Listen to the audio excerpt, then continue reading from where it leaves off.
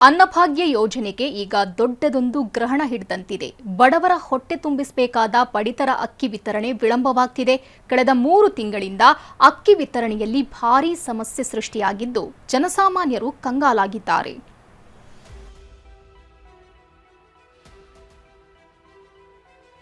ಮೂರು ತಿಂಗಳಿನಿಂದ ಪಡಿತರ ಅಕ್ಕಿ ವಿತರಣೆಯಲ್ಲಿ ಸಮಸ್ಯೆ.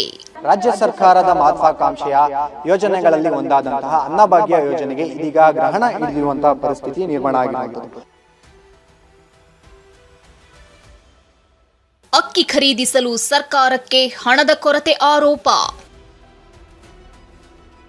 ರಾಜ್ಯ ಸರ್ಕಾರದ ಗ್ಯಾರಂಟಿ ಯೋಜನೆಗಳಲ್ಲಿ ಒಂದಾದ ಅನ್ನಭಾಗ್ಯಕ್ಕೆ ಅಕ್ಕಿ ಗ್ರಹಣ ಬಡ್ತಿದೆ.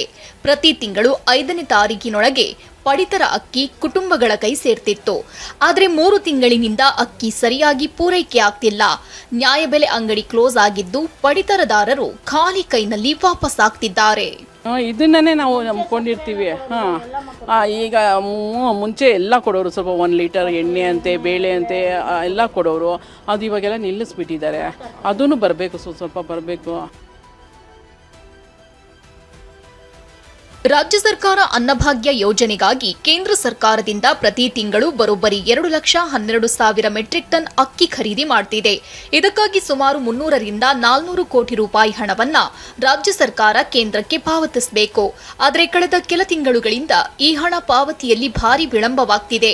ಯಾವಾಗ ಸರ್ಕಾರದಿಂದ ದುಡ್ಡು ರಿಲೀಸ್ ಆಗಲಿಲ್ವೋ ಅಲ್ಲಿಗೆ ಕೇಂದ್ರದ ಗೋದಾಮುಗಳಿಂದ ಅಕ್ಕಿ ಲಿಫ್ಟ್ ಮಾಡುವ ಪ್ರಕ್ರಿಯೆಯೂ ತಡವಾಗಿದೆ. ಇದರಿಂದ ಈಗ ಬಡ ಜನರು ಉಪವಾಸ ಬೀಳುವಂತಾಗಿದೆ. 15ನೇ ತಾರೀಕು ಮೇಲೆ ಒಂದೊಂದ್ಸಾರಿ ಬೆಳಗ್ಗೆನೆ ಬರಬೇಕು, ಸರ್ವರ್ ಡೌನು. ಇವಾಗ 2,000 ಬೇರೆ ಬರುತ್ತೆ ಅಂದ್ಬಿಟ್ಟು ಅದು ಬರ್ತಾ ಇಲ್ಲ.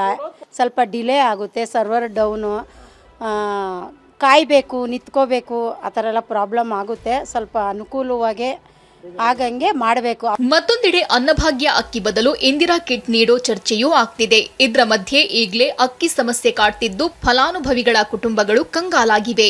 ಈ ಗಂಭೀರ ಸಮಸ್ಯೆಯನ್ನ ಸರ್ಕಾರ ತಕ್ಷಣವೇ ಬಗೆಹರಿಸಬೇಕಿದೆ. ಅರುಣ್ ಕುಮಾರ್, TV9 ಬೆಂಗಳೂರು.